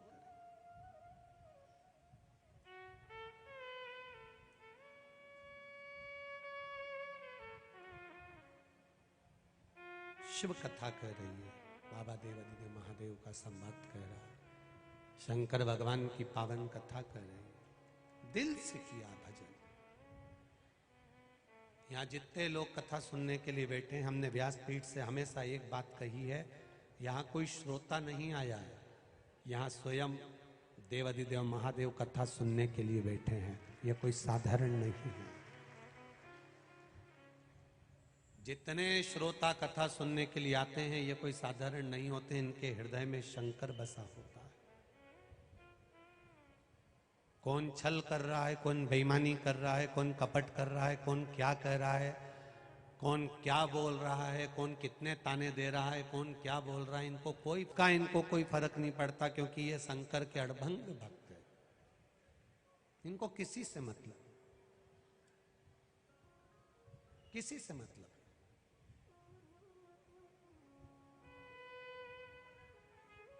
आज के जमाने में स्वयं को लोग भगवान बनाने में लगे हुए हैं, स्वयं को लोग भगवान बनाने में लगे हैं, अपनी पूजन रोल लोग स्वयं करवाने के लिए लगे हुए हैं। इतने सनातन धर्म में रहकर सनातन धर्म को भी नोचने वाले ढेर पड़े हैं, धर्म को धंधा बनाने वाले ढेर पड़े हैं। शिव महापुराण की कथा कहती है, शंकर तत्व को जिसने पहचान लिया, शिव को जिसने पहचान लिया, वो फिर इधर उधर डोलता नहीं है, भटकता नहीं है।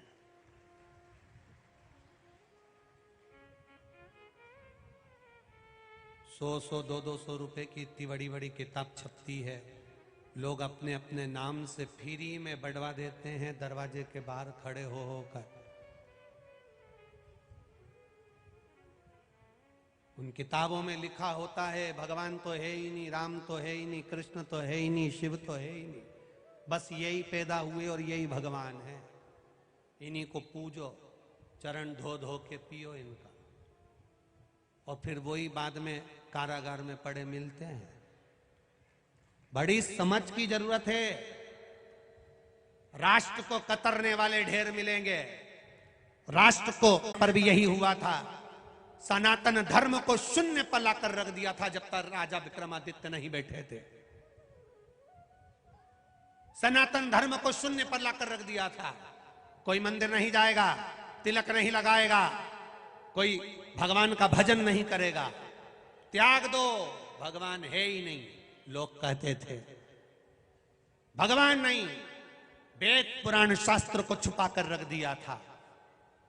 तब राजा विक्रमादित्य ने सबसे पहला काम यही करा था, जितने जितने मंदिर थे, यहां से लेकर केदारनाथ, बद्रीनाथ, काशी तक के मंदिर का निर्माण राजा विक्रमादित्य ने करवा दिया था। हमारे बीच में परम पूज्य गुरुदेव, परम श्रीमद् भागवत के, शिवपुराण रामायण के प्रखर वक्ता आदरणीय श्री महेश गुरु जी पधारे हैं। उज्जैन की शान है, एक बार जोरदार ताली बजाकर स्वागत करें आप। शिव तत्व को जाना। लोग कहेंगे राम नहीं, कृष्ण नहीं, शिव नहीं, लोग कहेंगे भगवान नहीं, अपना पूजन स्वयं कराएंगे। बचने का प्रयास करना, बचिए। मोटी मोटी किताबें छपवा कर फ्री में बढ़वा देंगे और कह देंगे भगवान है ही नहीं, बस हम ही ने जन्म लिया, हम ही परमेश्वर है, हम ही पूज लो। भटकना मत, भ्रमित मत होना। हम शिव के हैं, शिव हमारा है। राजा विक्रमादित्य के समय पर भी यही समय आया था। मंदिर देवालय सब बंद कर दिए गए थे। उस समय पर जब राजा विक्रमादित्य नहीं बैठे थे, उसके पहले एक समय ऐसा आया कि सारा सनातन धर्म को शून्य पर लाकर खड़ा कर दिया। मंदिर में कोई ना जाए, देवालय में कोई ना जाए, वेद पुराण शास्त्र सब छुपा दिए गए थे, कुछ नहीं दिख रहा था। जिस समय पर राजा विक्रमादित्य जब अपने सिंहासन पर बैठे, सबसे पहले वेद पुराण शास्त्र को ढूंढवाया और प्रत्येक मंदिर का दरवाजा खुलवाया। वो सनातन धर्म की प्रेरणा, वो सनातन धर्म। शिव से शुरुआत है हमारे जीवन की और शिव पर ही अंत है हमारा। शिव से ही प्रारंभ है और शिव ही अंत है हमारा। सुबह शिव है, शाम शिव है, दिन शिव है, रात शिव है, नारी शिव है, पुरुष शिव है, बच्चा शिव है, बच्ची शिव है, जमीन शिव है, आकाश शिव है, जल शिव है, अग्नि शिव है, सब में शिव समाया है। उसको पहचानने की दृष्टि भी शिव ने दी है, बस उसको पहचान लो, ये जीवन का सार है, उसको पहचान।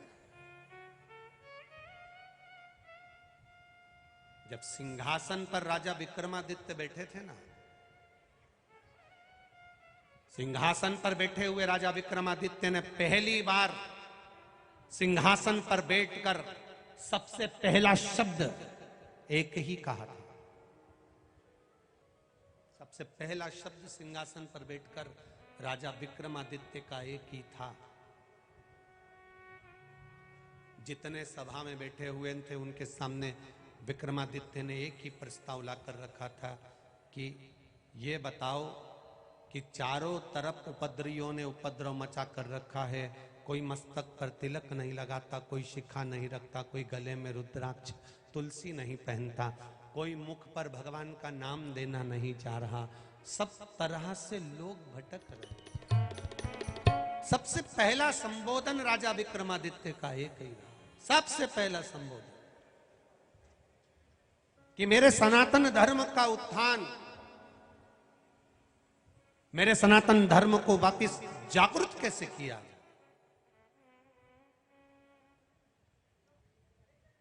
और जब जब अधर्म बढ़ता है, सनातन धर्म पर जब जब उंगली उठाई जाती है, जब जब मंदिर देवालय सूने होने लगते हैं, जब जब मंदिर देवालयों में ताले लगने लगते हैं, जब जब शिवालय, गुरुकुल, मंदिर, वेद ये सब धीरे धीरे जब बंद होने लगते हैं, तब भगवान किसी ना किसी रूप में किसी ना किसी को भेज देता है और वापिस विश्व का कल्याण करवाए।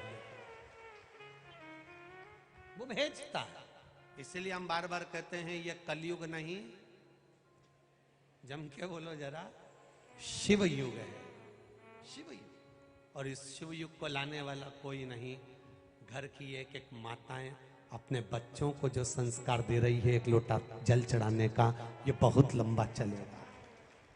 घर के बच्चे अगर एक लोटा जल महादेव को दे सकते हैं, घर के बच्चे अगर एक लोटा जल शंकर को चढ़ा सकते हैं, घर के बच्चे एक लोटा जल जब बेलपत्री के वृक्ष को दे सकते हैं, घर के बच्चे एक लोटा जल जब शंकर भगवान को चढ़ा सकते हैं, घर के बच्चे एक लोटा जल जब भगवान देवादिदेव महादेव को चढ़ा सकते हैं, तो वो घर के बच्चे एक दिन तुम्हें सोने की सीढ़ी भी चढ़ा सकते हैं। ये निश्चित है, निश्चित। नहीं तो कठिन। आप उसको समझो, उसको पहचानो, उसको जानो। शिव तत्व,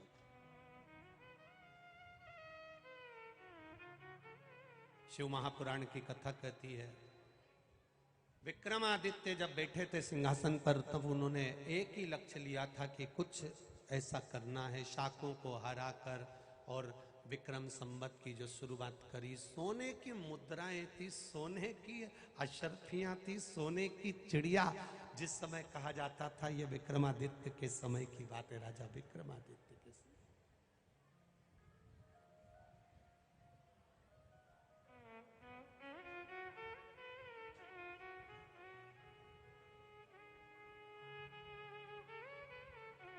कितना विचित्र थे राजा विक्रमादित्य।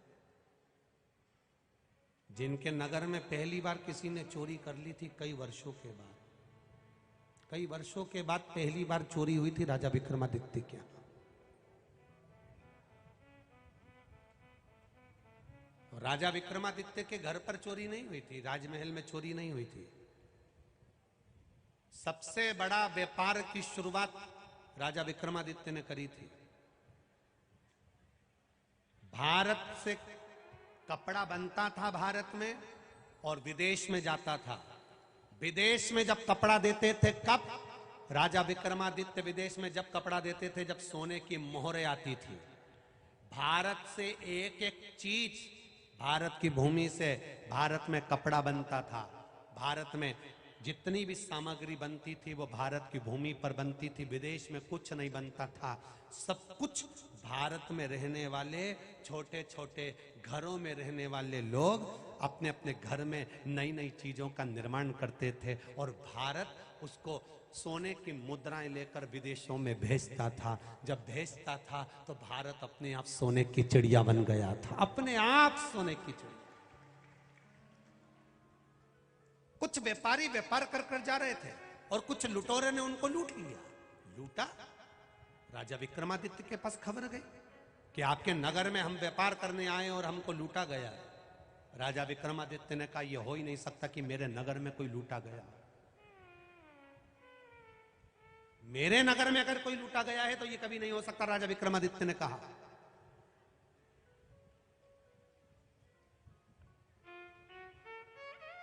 यह हो ही नहीं सकता, भूतो न भविष्यते। खबर उड़ते उड़ते राजा भर्तरी के पास पहुंच गई। उस समय पर राजा भर्तरी नेपाल में विराज रहे थे। राजा भर्तरी नेपाल में विराज रहे थे गुरु गोरखनाथ जी के साथ। सूचना मिल गई, शब्द गया।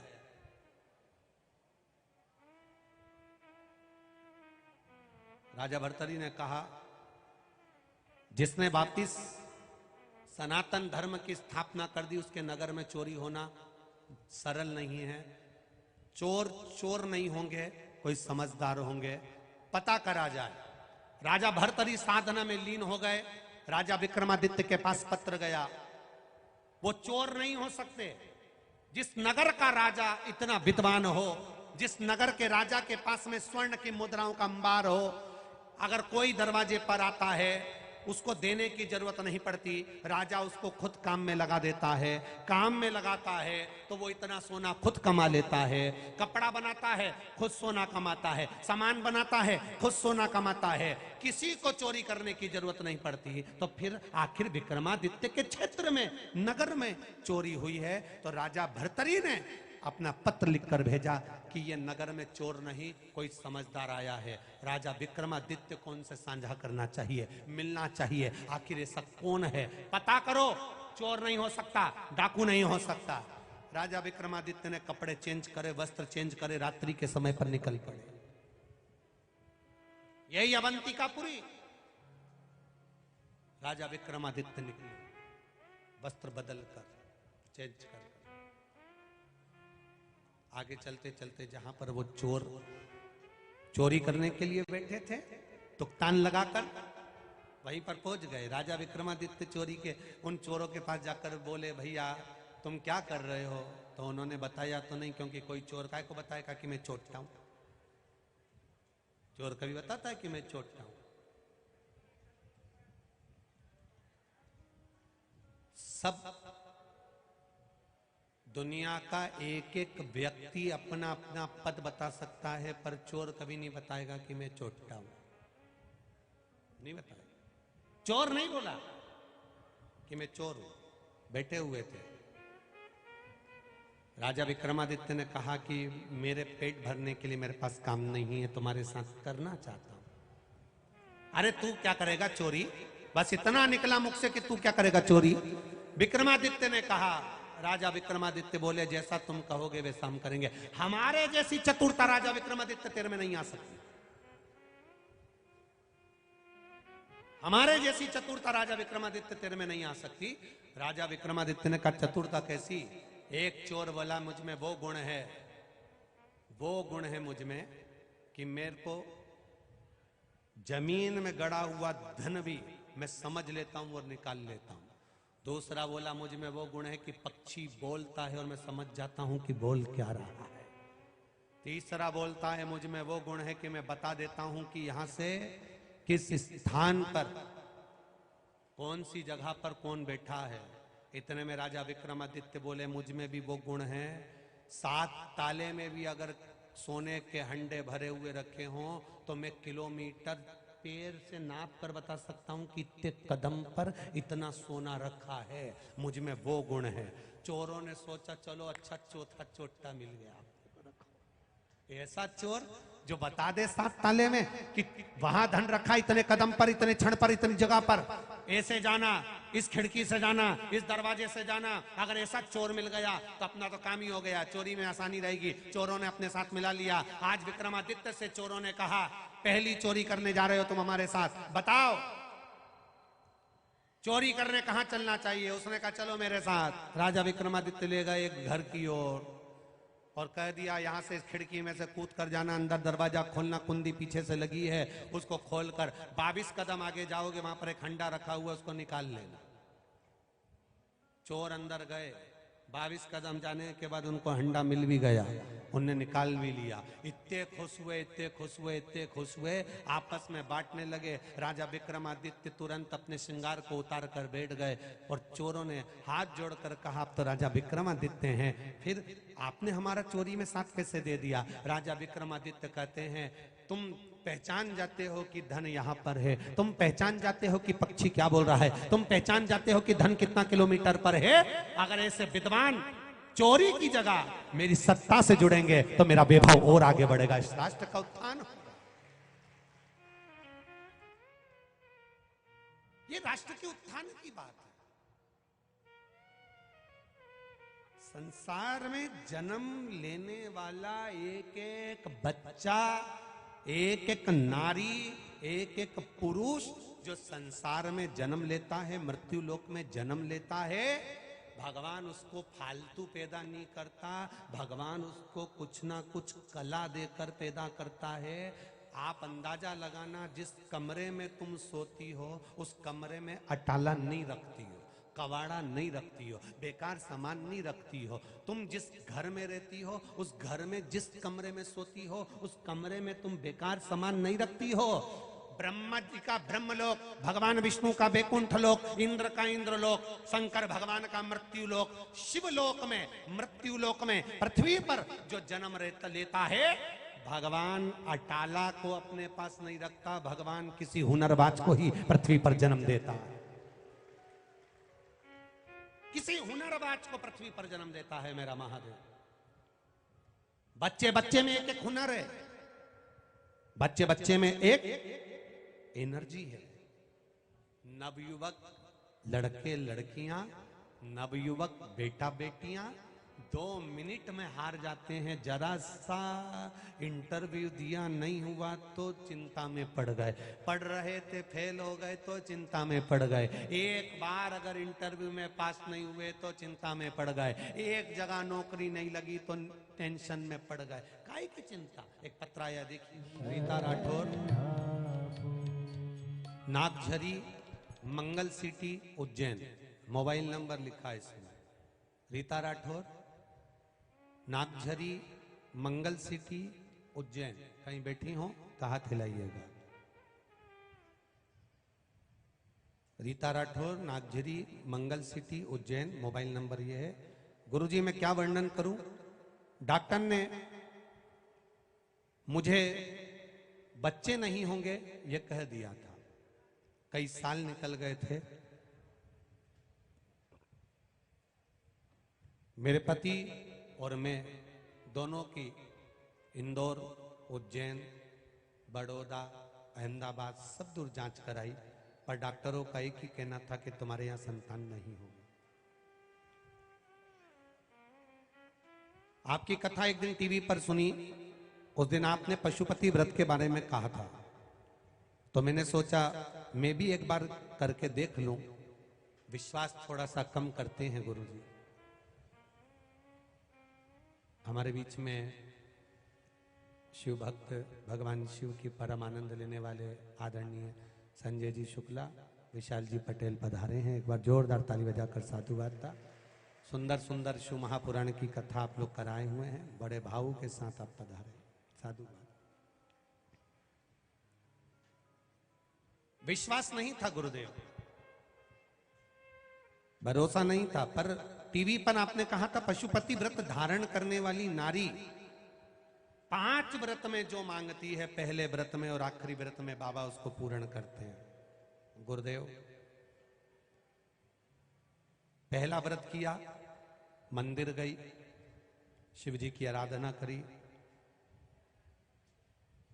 दोपहर में आई तो रजोधर्म आ गया, रजस्वला हो गई, व्रत खंडित हो गया। फिर दूसरी बार व्रत करा, घर में बैठकर रोती रही, डॉक्टरों ने कह दिया कि संतान नहीं होगी, और बाबा आपने भी ऐसे ही कर दिया। मेरा पहला सोमवार का व्रत था और मैं रजस्वला हो गई, पूजन नहीं कर पाई। पति ने कहा, सियोर वाला महाराज कहता है इस व्रत को मत गिनो, अगले व्रत को चालू करो। फिर शुरुआत करो, फिर शुरू किया। बस सुबह पूजन करी, शाम को पूजन करी, अर्चना करी। बाबा की कृपा से पहला व्रत पूर्ण हुआ। तीसरे नंबर का व्रत आया और बाबा की कृपा से मेरा गर्भ ठहर गया। ये शिव तत्व। रीता राठौर नागझीरी मंगल सिटी उज्जैन से हैं, मोबाइल नंबर भी जिन्होंने लिखा। बाबा की कृपा, गुरुदेव, जो दुनिया कह देती है कि कुछ नहीं मिलेगा, वो काल अधिपति कब दे देता है पता ही नहीं चल पाता है। ये शिव तत्व है, औघड़ी का था शिव तत्व। भगवान देवाधिदेव महादेव की कृपा करुणा जब तक ना हो, आपका विश्वास दृढ़ नहीं होगा, तब तक नहीं मिलेगा। विक्रमादित्य ने भी यही करा कि सनातन धर्म को फिर जागृत कर दिया। ऐसा शिव तत्व का आनंद पाया, ऐसा रस तत्व का आनंद पाया, जागृत हुआ। शिव महापुराण की कथा में आगे श्री गणेश जी के जन्म का वर्णन आता है। उसके पहले हमारे बीच में विराजमान आदरणीय परम पूज्य कथा रसिक आदरणीय महेश गुरु जी से निवेदन करूंगा, 2 संबोधन, 2 शब्द सभी को आशीष वचन के प्राप्त हों। आप उज्जैन के प्रसिद्ध कथावाचकों का आनंद है, एक बार जोरदार ताली बजाएं आदरणीय महेश गुरु जी के लिए, और आशीष वचन अपने को 2 शब्द का प्राप्त हो बड़े आनंद के साथ। उसके बाद में गणेश जी के जन्म महोत्सव का आनंद लेंगे।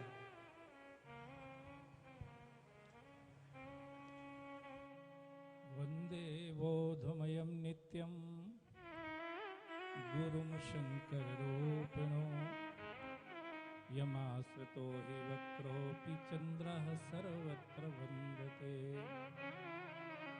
भवानी शंकरौ वन्दे श्रद्धा विश्वासरूपिणो याभ्यां विना न पश्यन्ति सिद्धः स्वान्तस्थमीश्वरम्।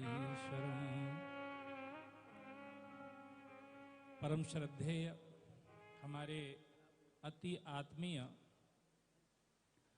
पंडित प्रदीप जी मिश्रा साहब जो व्यासपीठ पर विराजमान हैं, उनको मैं दंडवत प्रणाम करता हूँ। मंचस्थ सभी संत वृंद, हमारे दंदरौआ सरकार महाराज और महाराज जी, इनको दंडवत प्रणाम करता हूँ।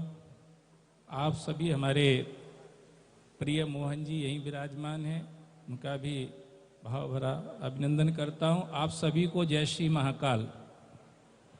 महाराज जी का आदेश हुआ है और समय तो बहुत ही कम है, मैं बिल्कुल कांटे पे नज़र है मेरी। मैं जैसे ही यहाँ आया और मैं आप सबको देख रहा था तो मेरे मन में एकदम एक ही विचार आया कि पानी का समंदर अगर देखना हो तो 1000-2000 किलोमीटर चल के जाना पड़ेगा, पर पब्लिक का समंदर अगर देखना हो तो हमारे श्रद्धेय महाराज जी की कथा में आ जाइए, आपको वहाँ पर पब्लिक का समंदर देखने को मिल जाएगा जो हम लोग यहाँ पर देख रहे हैं। मन में एक और विचार आया, एक शब्द बहुत सम्माननीय है अध्यात्म के जगत में, जिसको युग पुरुष कहा जाता है। युग पुरुष ये शब्द मैं सुनता हूं, और कई हमारे महापुरुष ऐसे हुए हैं, होंगे भी अभी भी, जिनको हम लोग युग पुरुष कहते हैं। पर अगर युग पुरुष का साकार रूप इस समय कहीं देखने में आता है, आत्मा कहती है कि ये युग पुरुष हैं, तो वो हमारे श्रद्धेय प्रदीप मिश्रा जी हैं। ये इतना बड़ा जन सैलाव मैं देख रहा हूं। अभी मैं आ रहा था तो सड़क पे भी लोग बैठे हुए हैं, नीचे सड़क पे। आवाज महाराज श्री की यहां से जा रही है और वो सड़क पे बैठे बैठे ऐसे मगन हो रहे हैं। मैं देख के आश्चर्य कर रहा था कि मैं कमरे में बंद होके बैठता हूं कि थोड़ी देर समाधि लगा लूं, पर वहां मेरी वैसी समाधि नहीं लग पाती है। अकेला बैठता हूं कमरे में, तब भी जैसी महाराज श्री की वाणी का श्रवण करके, ये मधुर वाणी, ये हृदय स्पर्शी वाणी को सुन करके सड़क पर भीड़ में बैठे हुए लोग समाधिस्थ हो रहे हैं।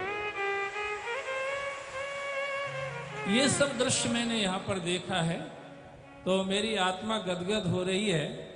और मैं मेरा बड़ा सौभाग्य समझता हूँ कि उज्जैन में अगर मैं कहीं घूमता फिरता हूँ, कोई कार्यक्रम में चला जाता हूँ, तो लोग धक्के में मुझको पीछे कर देते या साइड में कर देते हैं कि ये तो यहीं फिरता रहता है, चप्पल चटकाता, कोई खास आदमी नहीं है। पर आज महाराज श्री ने हमको अपने मंच पर इतना सम्मान दे करके, ऐसा स्थान दे करके जो गौरव मुझे प्रदान किया है, उसके लिए महाराज श्री को मैं बहुत बहुत धन्यवाद देता हूँ, बहुत बहुत साधुवाद देता हूँ। और उनका स्वभाव जैसा वो कहते हैं, हर बच्चे में, बच्ची में, बड़े में, बूढ़े में, सब जगह शिव ही शिव है। हर घट मेरा साइया सूनी सेज न कोय, पर बलिहारी बा घट की जा घट परगट होए। निश्चित रूप से शिव सबके अंदर समाया हुआ है। अगर शिव ना होता तो सब होता ही कैसे। पर अगर प्रकट रूप में देखना है कहीं शिव जहां प्रकट होके विराजमान है, तो पूज्य महाराज श्री हैं, जिनका दर्शन हम आप सब कर रहे हैं। ऐसी दिव्य विभूति, मैंने युग पुरुष शब्द इसलिए प्रयोग किया था कि युग परिवर्तन, मैंने कहीं शास्त्रों में पढ़ा या संतों से सुना था कि अहिल्या को जब श्राप लग गया गौतम ऋषि का पत्थर बनने का, तो अहिल्या के बेटा जो थे उनको बड़ी चिंता हुई कि मेरी माँ कब तक पत्थर बनी पड़ी रहेगी। बोले जब त्रेता आएगा तब राम जी का अवतार होगा, और उससे राम जी के चरण रज स्पर्श से तुम्हारी माँ का उद्धार होगा। तो सदानंद जी जो बेटे थे अहिल्या के, उन्होंने पूछा कि त्रेता कब आएगा। बोले अभी तो सतयुग चल रहा है, फिर दूसरे नंबर पे द्वापर आएगा, फिर तीसरे नंबर पे त्रेता आएगा। बोले ये तो बहुत ज्यादा लंबा समय हो जाएगा, क्या इसमें फेरबदल नहीं हो सकता है। बोले सब कुछ हो सकता है, तप से अगम न कछु संसारा, तपस्या से सब कुछ संभव हो सकता है। तब सदानंद जी ने तपस्या करी और तपस्या करके युग परिवर्तन कर दिया। युग परिवर्तन क्या किया, त्रेता था तीसरे नंबर पर, उसको खींच के दूसरे नंबर पर कर दिया। द्वापर था दूसरे नंबर पर, उसको धकेल के तीसरे नंबर पर कर दिया। वो जो कथा हम सुनते हैं, पढ़ते हैं कि युग परिवर्तन किया था सदानंद जी महाराज ने। अगर इस कलयुग में, जिसको पूज्य महाराज श्री शिवयुग कह रहे हैं, आप सब सुन ही रहे हैं, पूज्य महाराज श्री इसको शिवयुग कह रहे हैं, कलयुग नहीं। अगर वो युग परिवर्तन का कहीं विचार साकार होता हुआ दिखाई देता है, तो पूज्य महाराज श्री के द्वारा हो रहा है। सिर्फ भारतवर्ष में नहीं, सारी दुनिया के अंदर अगर शिव भक्ति की लहर तरंग पैदा हुई है। ये लोग जो शायदी कभी मंदिर जाते थे, कभी भगवान के सामने प्रणाम करते थे, कभी फूल पाखुड़ी चढ़ाते थे, आज नतमस्तक हो रहे हैं, मंदिरों में जा रहे हैं, भगवान शिव भी आनंदित हो रहे हैं। और हमें लगता है अंग्रेजी में बोलते होंगे कभी कभार, तो महाराज जी के कान में जरूर आवाज आती होगी, थैंक यू वेरी मच, तुमने मेरी भक्ति का जो ये सैलाव उमार दिया है सारे संसार के अंदर, इसके लिए मैं आपको बहुत बहुत धन्यवाद देता हूँ। पूज्य महाराज श्री के चरणों में प्रणाम करता हूँ। मुझे लगता है समय की मर्यादा का ध्यान रखना चाहिए, क्योंकि हम कथाकार हैं, माइक से चिपक जाते तो मुश्किल ही पड़ता है छोड़ना। इसलिए मैं बहुत बहुत धन्यवाद देता हूँ। महाराज श्री ने मुझे शब्दों के माध्यम से उनके चरणों की और आप सबकी सेवा करने का सौभाग्य प्रदान किया। बहुत बहुत धन्यवाद। साधुवाद। आरती का क्रम प्रारंभ हो रहा है। भाव के साथ में, आनंद के साथ में आप और हम